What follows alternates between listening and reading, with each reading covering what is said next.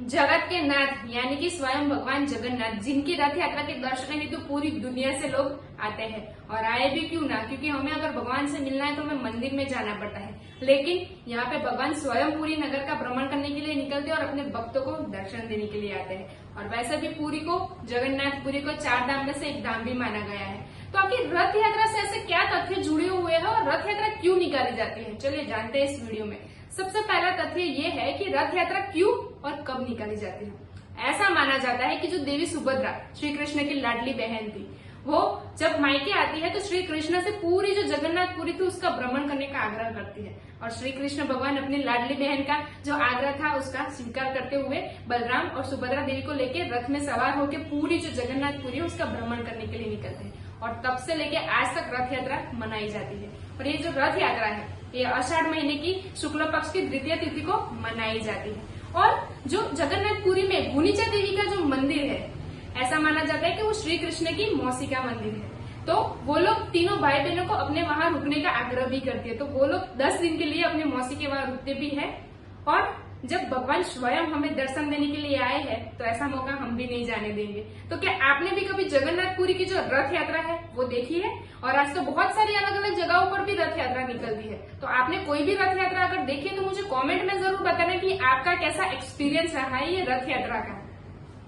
दूसरा तथ्य है कि भगवान जगन्नाथ रथ यात्रा से पहले 15 दिन के लिए हो जाते हैं बीमार। अरे वो तो भगवान है, वो थोड़ी ना बीमार होंगे, लेकिन ये सत्य है। और उसके पीछे भी एक बहुत ही रोचक कहानी जुड़ी हुई है। ये भगवान के जो भक्त थे माधव दास, वो जब उनकी पत्नी का देहांत हो जाता है उसके बाद जगन्नाथपुरी में जाके संपूर्ण भगवान भक्ति में लीन हो जाते हैं। लेकिन भक्ति करते करते एक दिन वो इतने बीमार हो जाते हैं कि बीमारी की वजह से वो बहुत दुर्बल हो जाते हैं और वो होश में नहीं रहते हैं। तभी उनकी सेवा करने के लिए भगवान स्वयं आते हैं। और ऐसा माना जाता है कि उनको भगवान ने कई बार दर्शन भी दिए थे। लेकिन जब वो माधवदास होश में आते हैं तो वो देखते हैं कि ये तो उनके प्रभु जगन्नाथ स्वयं उनकी सेवा कर रहे हैं। तो वो देख के चौंक जाते हैं और वो प्रभु से प्रश्न करते हैं कि प्रभु अगर आप चाहते तो ये मेरा जो दुख है, कष्ट है, उसको आप एक क्षण में हर सकते थे, तो फिर आप मेरी सेवा क्यों कर रहे हैं? तो प्रभु बहुत ही अच्छा आंसर देते हैं कि मेरे जो भक्त है उनका कष्ट मुझसे देखा नहीं जाता और मनुष्य के नियति में जो लिखा हुआ है वो तो मनुष्य को भोगना ही पड़ता है। लेकिन इससे आगे भी और 15 दिन का तुम्हारा जो दुख है, दर्द है, वो मैं नहीं सह पाऊंगा। इसलिए जो तुम्हारा दुख और दर्द है वो 15 दिन के लिए मैं स्वयं ग्रहण करूंगा।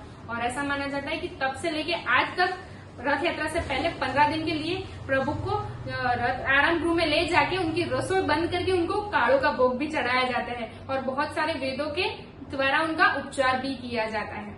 मतलब भगवान हमें इसमें ये सिखाना चाहते हैं कि आपकी नियति में जो कुछ भी लिखा है वो तो होने ही वाला है, लेकिन उससे आप बच सकते हो तो वो स्वयं भगवान की भक्ति के द्वारा, और कोई भी रास्ता नहीं है। तीसरी बात है कि जो रथ यात्रा में रथ होते हैं वो कितने होते हैं और प्रभु जगन्नाथ का रथ हम कैसा पहचाने। ऐसा माना जाता है कि सदियों से ये जो रथ है उसके आकार और प्रकार निश्चित है, इसमें आज तक कोई भी बदलाव नहीं किया गया है। और इसमें क्रमशः रथ चलते हैं, जिसमें सबसे पहले बलराम का रथ होता है, फिर देवी सुभद्रा का रथ होता है, अंत में प्रभु जगन्नाथ का रथ होता है। और उसमें प्रभु जगन्नाथ का रथ आप कैसे पहचानोगे, तो वो सबसे ऊंचा होता है और जिसमें 16 पहिए होते हैं और जिसका आवरण है, जिसकी वजह से आप उनका रथ पहचान सकते हो, तो वो आवरण होता है पीले और लाल रंग का। उसके बाद आता है देवी सुभद्रा का रथ, जिसके अंदर 12 पहिए होते हैं और उसका जो आवरण है वो काला और लाल रंग का होता है। और उसके बाद जब शेषनाग का जो अवतार थे बलराम, उनकी बात करें तो उनका जो रथ है, उनके रथ में होते हैं 14 पहिए और जिनका आवरण होता है लाल और नीले रंग का, जिनकी वजह से ये तीनों के रथ हम पहचान सकते हैं। और इसके बाद जब ये रथ यात्रा निकलती तो एक जगह पर रथ यात्रा रुक जाती है। तो वो क्या स्टोरी है, आइए जानते हैं नेक्स्ट मुद्दे में। चौथी बात है, रथ यात्रा में प्रभु जगन्नाथ का रथ रुक जाता है मुस्लिम की कब्र पर, और ये बात सत्य है। और ये कहानी तब की है जब हिंदुओं पे मुगलों का शासन हुआ करता था।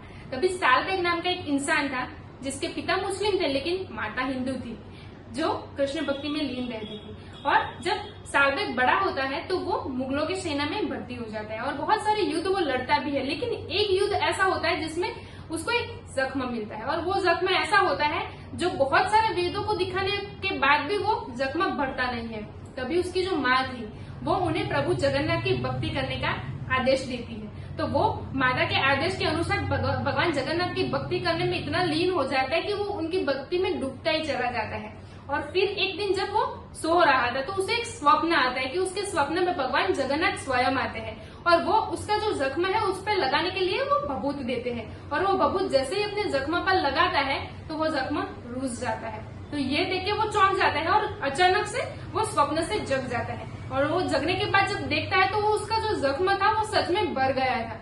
तो ये देखते हुए वो प्रभु जगन्नाथ का जय जयकारा करता हुआ भगवान के मंदिर की ओर दौड़ता है, लेकिन मुसलमान होने की वजह से उसे मंदिर में कोई प्रवेश नहीं करने देता है। तो वो मंदिर के बाहर बैठ के भगवान का जय जयकारा करने लगता है, और भगवान के बहुत सारे भक्ति के गीत भी उन्होंने लिखे थे, और तब से लेके ऐसा उनका जो काम था वो चलता रहता है। वो भगवान की भक्ति में लीन होते जाते हैं और भगवान का नाम लेते जाते हैं। और एक समय ऐसा आता है जब उनकी मृत्यु का दिन नजदीक आ जाता है, तभी वो अपने अंत समय में प्रभु को मन ही मन प्रार्थना करते हैं कि अगर मेरी भक्ति सच्ची थी तो भगवान मुझसे मिलने के लिए मेरी मजर पर जरूर आएंगे। और जब थोड़े समय के बाद रथ यात्रा का समय आता है, तो जब रथ यात्रा के सारे रथ निकलते हैं तो प्रभु जगन्नाथ का जो रथ था वो सालबेग की जो कब्र थी वहां पे रुक जाता है, और जितने भी भक्त थे वो कितना भी उसे जोर लगाकर खींच रहे थे फिर भी वो रथ 1 इंच भी आगे नहीं बढ़ रहा था। तो ये देख के सभी लोग चौंक जाते हैं कि अभी किया क्या जाए। तभी वहां पे कोई एक इंसान हाजिर था जो सालबेग की पूरी कहानी सुनाता है। तो राजा और पुरोहित सब मंत्रगण करके वो ये निश्चित करते हैं कि ये जो रथ है अभी सालबेग की जय जयकारे के साथ में खींचा जाएगा, और जब वो लोग ऐसा करते हैं तो रथ आगे बढ़ता है। तो तब से लेके आज तक जो सालबेग की मजर है वहां पे थोड़े टाइम के लिए रथ को रोका जाता है। मतलब हमें यहाँ से ये सीखने को मिलता है कि अगर आपकी भक्ति सच्ची है तो भगवान स्वयं आपसे मिलने आते हैं। है ना चौंका देने वाली बात। मतलब ऐसी बहुत सारी रोचक बातें हमारे सनातन धर्म में जुड़ी हुई है।